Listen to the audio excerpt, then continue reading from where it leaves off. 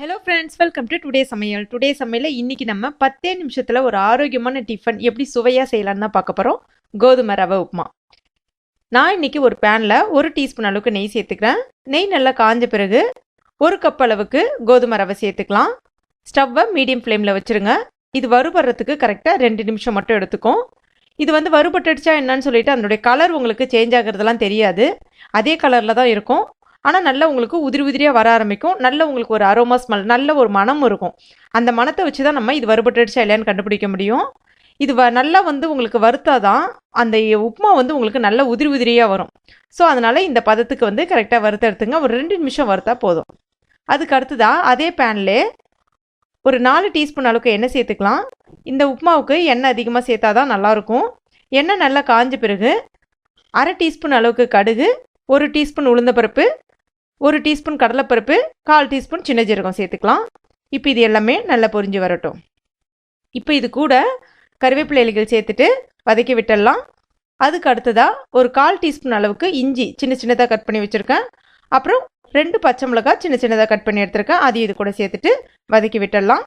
அதுக்கு அடுத்ததாக 1 கப் அளவுக்கு வெங்காயம், அதாவது ஒரு மீடியம் சைஸ் பெரிய வெங்காயம் சின்ன சின்னதாக நறுக்கி எடுத்துருக்கேன். அது இது கூட சேர்த்துட்டு வதக்கி விட்டுடலாம். இப்போ வெங்காயம் உங்களுக்கு இந்த பதத்துக்கு வதங்கி வந்த பிறகு இதில் நம்ம காய்கறிகள் சேர்த்துக்கலாம். ஒரு மீடியம் சைஸ் கேரட் சின்னதாக கட் பண்ணி எடுத்திருக்கேன். அப்புறம் ஒரு 10 பீன்ஸ் கிட்ட சின்ன சின்னதாக கட் பண்ணி எடுத்திருக்கேன். அப்புறம் கொஞ்சமாக பட்டாணி இந்த ஃப்ரெஷ்ஷாக கிடைக்கும் இல்லையா, அந்த பட்டாணி சேர்த்துருக்கேன் நான். உங்களுக்கு அந்த காஞ்ச பட்டாணி இருந்துச்சுன்னா அவிச்சிட்டு சேர்த்துக்குங்க. இப்போ இதை சேர்த்துட்டு நல்லா நம்ம வதக்கி விட்டுடலாம். காய் வதங்கிறதுக்கு உங்களுக்கு 1 நிமிஷம் மட்டும் வதக்கி விட்டால் போதும். நான் இன்றைக்கி 1 கப் அளவுக்கு ரவை எடுத்திருந்தேன். அதனால 2 கப் அளவுக்கு தண்ணி சேர்த்துக்கிறேன். இப்போ இதுக்கு தேவையான அளவுக்கு உப்பு சேர்த்துக்கலாம். இப்போ இதை நம்ம மூடி வச்சிடலாம். ஒரு கொதி வரட்டும். இப்போ ஒரு கொதி வந்துடுச்சு. இதில் நம்ம அந்த ரவையை சேர்த்துக்கலாம். ரவை சேர்க்கும் போது அப்படியே கொட்டிட வேண்டாம், கொஞ்சம் கொஞ்சமாக சேருங்க. சேர்த்துட்டு கலந்து விட்டுக்கிட்ட மாதிரி சேர்த்துட்டே இருந்தீங்கன்னா உங்களுக்கு கெட்டிப்படாமல் இருக்கும். இப்போ ரவை சேர்த்து முடிச்சாச்சு. இப்போ சேர்த்த உடனே மறுபடியும் ஸ்டவ்வை கம்ப்ளீட்டாக மீடியம் ஃப்ளேமில் வச்சுருங்க. இப்போ இதை நம்ம மூடி வச்சிடலாம். ஒரு 2 நிமிஷம் இருக்கட்டும். 2 நிமிஷத்தில் இது ரெடி ஆகிடும். இப்போ ஒரு 2 நிமிஷம் ஆயிடுச்சு. இப்போ இந்த உப்புமா ரெடி ஆயிடுச்சு. இது கூட இன்னும் நல்ல சுவையாக இருக்கணுன்றதுக்காக ஒரு ஃபைனல் டச்சுக்காக நெய்யில் வறுத்த முந்திரி பருப்பு சேர்த்துக்கலாம். ஏன்னா குழந்தைங்க ரொம்ப விரும்பி சாப்பிடுவாங்க. அதுக்கு அடுத்ததாக கொஞ்சமாக கொத்தமல்லி இலைகளும் சேர்த்துக்கலாம்.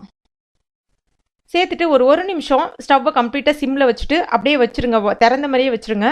இப்போ பாருங்கள், நல்லா உங்களுக்கு உதிரி உதிரியாக வர ஆரம்பிச்சிடுச்சு பாருங்கள். ஃப்ரெண்ட்ஸ், இங்கே பாருங்கள், நம்முடைய சுவையான உப்புமா ரொம்ப குயிக்காக, ரொம்ப டேஸ்டியாக, ரொம்ப ஹெல்த்தியாக ரெடி ஆகிடுச்சு. நீங்களும் உங்கள் வீட்டில் கட்டாயம் ட்ரை பண்ணி பாருங்கள். ட்ரை பண்ணி பார்த்துட்டு எப்படி வந்துச்சுன்னு மறக்காமல் எனக்கு கமெண்ட் பண்ணுங்கள். ஃப்ரெண்ட்ஸ், இது என்னுடைய ஃபேஸ்புக் பேஜ். இதை நீங்கள் லைக் அண்ட் ஃபாலோ பண்ணிக்கிட்டால் நான் டெய்லி அப்டேட் பண்ணுற ஒவ்வொரு டேஸ்டி ரெசிபிஸும் நீங்கள் ஈஸியாக பார்க்க முடியும். இந்த ரெசிபி உங்களுக்கு பிடிச்சிருந்துச்சுன்னா லைக் பண்ணுங்கள், ஷேர் பண்ணுங்கள். மேலும் இது போன்ற டேஸ்டி ரெசிபிகளுக்கு டுடே சமையலை மறக்காமல் சப்ஸ்கிரைப் பண்ணுங்கள். தேங்க்யூ.